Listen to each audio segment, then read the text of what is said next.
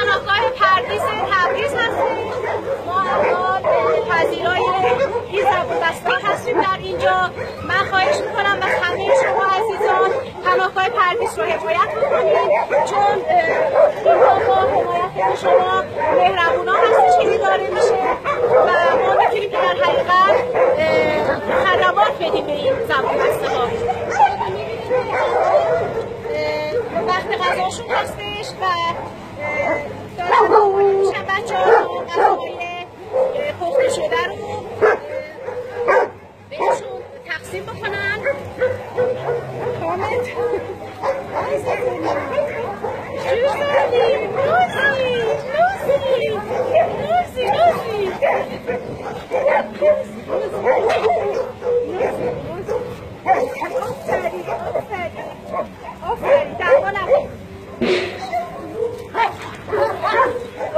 بلند شو